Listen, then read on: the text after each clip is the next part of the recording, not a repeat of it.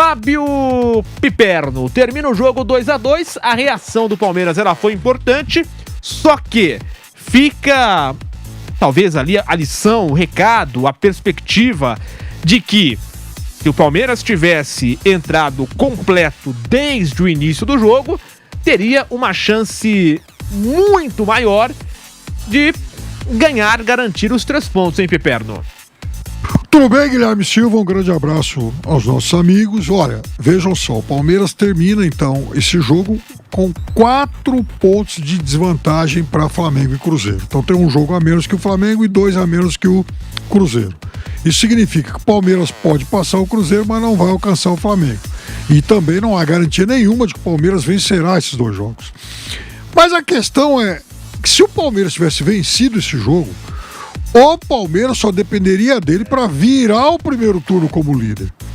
Então o Palmeiras desperdiçou hoje em Salvador a chance de se tornar candidato a virar o primeiro turno como o primeiro colocado desse difícil Campeonato Brasileiro. Por quê? Porque tem Copa do Brasil, jogo contra o Corinthians. Porque é um derby, é Palmeiras e Corinthians. Isso é uma bobagem. Óbvio que um derby é importante, óbvio que é um grande clássico. Mas colocar a Copa do Brasil como um evento mais importante, ganhando a preferência em relação ao Campeonato Brasileiro, é uma bobagem. É pensar pequeno. E não é uma crítica que eu faço por conta desse jogo de hoje. Isso é uma crítica que eu faço sempre. Vejam só se na Europa, enfim, se o Real Madrid vai poupar o time na Copa do Rei, aliás, vai poupar o time no Campeonato Espanhol para jogar a Copa do Rei. Ele não faz isso, às vezes, nem em semifinal de Champions contra o City. Vai ver se o Barcelona faz isso, ou se o Manchester City faz isso. Não, porque no mundo civilizado da bola, no primeiro mundo da bola, a preferência é pelo campeonato nacional. E o Palmeiras tem que colocar, o Palmeiras, o São Paulo, o Corinthians, todo mundo tem que colocar isso na cabeça. Parabéns ao Flamengo, que foi jogar hoje lá no Ceará, em Fortaleza, contra o Ceará, e o gol foi do Arrascaeta, né? Passe do Plata, ou seja, o Flamengo jogando com os seus titulares. Então, no final do campeonato, se na última rodada o Flamengo entrar em campo com 2 pontos de vantagem em relação ao Palmeiras, talvez o palmeirense se lembre desse jogo em Salvador. Olha, puxa, se naquele dia a gente tivesse jogado com o time completo, até porque quando os jogadores do Palmeiras, quando os 4 titulares que estavam no banco pisaram em campo hoje, o Palmeiras tomou o segundo gol. É verdade.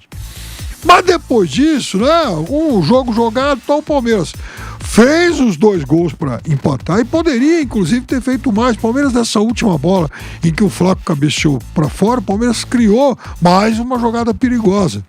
Então, ficou a lição de que pensar pequeno só porque o jogo do mata-mata é contra o Corinthians pode dar um prejuízo danado. E outra coisa, jogador não é de cristal, sabe? Jogador não é olhar para ele que ele quebra.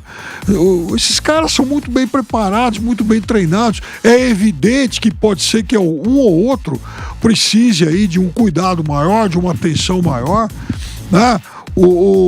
De um melhor gerenciamento da sua condição física. Mas então, é claro que se o jogador acusar aí uma sobrecarga, ele pode ser poupado, mas não o time inteiro, como o Palmeiras fez hoje.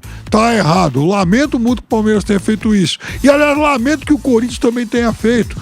O Corinthians tá lá embaixo, tá numa tanga do cão. E aí poupa o time contra o Fortaleza. O jogo pro Corinthians fazer 3 pontos. Corinthians empate em Itaquera. Hoje o Corinthians é o 12º colocado, com 22 pontos, com 7 de vantagem em relação ao Santos, mas o Corinthians tem jogo a mais que todo mundo aí para baixo. Quer dizer, o Corinthians já jogou 18 vezes, tem time aqui embaixo, nessa zona de baixo, que tem até 15 jogos, 16 jogos. Ou seja, o Corinthians ainda pode cair uma posição ou outra. Então, essa estratégia é muito ruim. Eu sou crítico disso há muito tempo, Guilherme. Exatamente. E no caso do Piperno e outros comentaristas aqui da Jovem Pan, o Vampeta fala muito disso também. Não é, por exemplo, engenheiro de obra pronta, né? Eles sempre falam isso antes dos jogos, depois dos jogos, e no caso de hoje ficou muito evidente. O Palmeiras tinha uma força muito limitada com o time reserva, e quando os titulares entraram, 4 deles, né, entraram de uma vez. A partir desse momento o jogo mudou, então ficou muito claro isso, né? Ficou muito evidente que o Palmeiras, com o time completo, em tese já era isso, né? Agora na prática se confirmou. Então o torcedor lamenta, porque são 2 pontos perdidos do Palmeiras hoje lá no Barradão. Além disso, né, Piperno, dessa questão da opção de jogar com o time reserva, completamente reserva, tem a questão do entrosamento. Hoje se mostrou um time que faltou isso também, né? Faltou entrosamento, faltou essa questão de, por exemplo, ter um ritmo do time titular, que o time reserva não vai ter, até porque joga pouco, joga menos, não tem um revezamento. São jogadores que pouco jogam e hoje entraram numa partida que pro Vitória, por exemplo, o time do Vitória estava encarando como uma final, porque para eles, na luta contra o rebaixamento, é isso. Então teve essa questão também que pegou o entrosamento e o ritmo que os jogadores reservas, pelo menos, né, alguns deles, não mostraram em campo. E tem uma outra coisa, Guilherme, claro que se um time é titular e o outro é reserva, é porque um time é melhor que o outro. E no caso do Palmeiras, especificamente, a sua defesa, titular para defesa reserva, tem uma diferença abissal, né? Em relação ao ataque, aos jogadores de meio campo e tal, eu acho até que a disputa é equilibrada.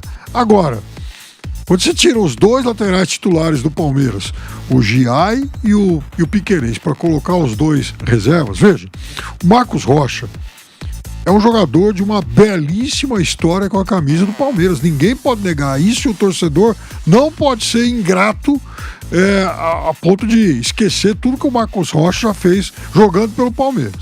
Agora, chega um momento em que o rendimento não é mais o mesmo, e isso, no caso dele, é flagrante, né?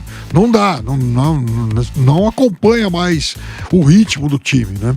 Da mesma forma que o Vanderlan, que foi um lateral em quem se apostava muito no início de carreira, e naquele começo, especialmente em 2022, eu inclusive fiquei muito impressionado com vários jogos que ele fez, mas foi um jogador que teve assim uma brutal queda de rendimento.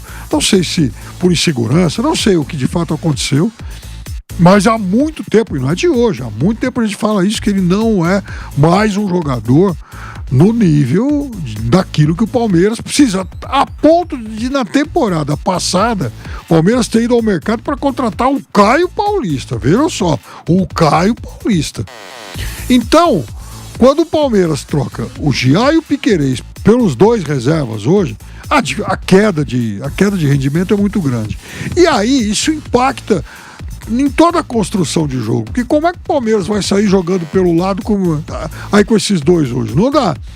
O Vitória, nos 5, 6 primeiros minutos de jogo, ele sofreu. O Palmeiras teve 2 momentos claros aí de gol, uma com o Marcos Rocha, curiosamente jogadas com os 2, né? Uma que o Flaco ajeita para o Marcos Rocha chutar, e uma outra cabeçada em que o Vanderlan apareceu com o gol quase aberto e mandou para fora.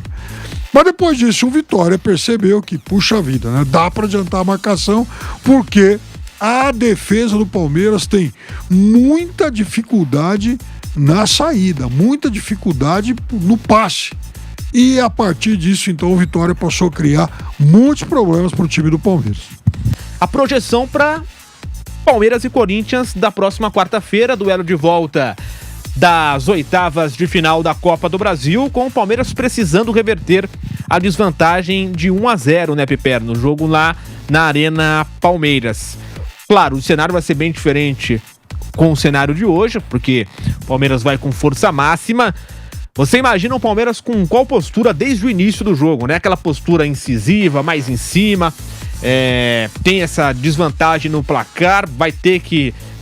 não vai poder, né, se segurar, vai ter que realmente fazer pelo menos um gol para levar no mínimo aos pênaltis. Como é que você projeta esse Palmeiras e Corinthians da próxima quarta-feira? Inclusive você até citou durante o jogo aqui, né, que pela ocasião de hoje jogaram juntos Flaco Lopes e Vitor Roque no finalzinho do jogo, né? Não vamos imaginar que isso aconteça, né? Eu começaria com os dois. Essa pergunta eu faria. Sim. Você começaria com Flaco e Vitor Roque juntos? Começaria sim, reclamei disso na quarta-feira. O Vitor Roque fazia um bom jogo quando foi substituído pelo Flaco. Eu acho que o técnico do Palmeiras foi muito cabeça dura em relação a isso, né? Porque desde o começo entra um, sai outro, entra o outro, sai um. Hoje não. Hoje, nesse momento de sufoco, o Palmeiras acabou contando com os dois. O Flaco fez o gol de empate e o Palmeiras melhorou no jogo. Então, eu acho que essa é uma boa alternativa para esse jogo de quarta-feira. E em relação ao homem aberto, jogador pelos lados, sem dúvida nenhuma, o paraguaio Sousa, que é melhor jogador que o Facundo Torres. Então, eu entendo que esse seja o melhor trio ofensivo para o Palmeiras iniciar o jogo de quarta-feira. O Corinthians, a gente sabe que certamente vai ser um time com bastante gente de contenção no meio-campo, até para liberar o trio Garro, Memphis e Yuri Alberto. O Yuri Alberto ainda se recuperando, né? Foi um jogador que ficou um bom tempo afastado por lesão, mas tá na hora também de encaixar um grande jogo. Ele que já fez ótimas partidas contra o Palmeiras, inclusive o gol do título, né? O gol do título paulista. Então, eu acho que o Palmeiras, na minha avaliação, continua sendo o favorito, mas é claro que também é um Palmeiras que tem apresentado muita dificuldade para decidir alguns jogos em que ele domina a martela, mas acaba realizando pouco. Esse é um ponto importante, né? Naquela criação de jogadas. O Piperno sugeriu, né, a entrada de ter, né, o Flaco e o Vitor Roque juntos, mas conhecendo o Abel Ferreira, dificilmente isso aconteça. Ou você acha que tem mesmo que pequena, mas tem essa pequena chance de acontecer, ou pelo estilo do Abel Ferreira? Porque eu acho que não. O que você pensa? Você que acompanha melhor esse Palmeiras. Eu acho que se a gente pegar o histórico mais ou menos recente, a chance de acontecer isso seria pequena, concordo com você. Só que eu já vi também, o Abel dos bons tempos, ele provocava surpresa, né? Talvez o torcedor do Palmeiras sinta um pouco de saudades desse Abel dos melhores momentos. Então, talvez essa é a surpresa que ele reserve para o Clássico. Lembra aquela história do Abel, eu tenho um plano? Quem sabe, né? O plano começa por aí, né?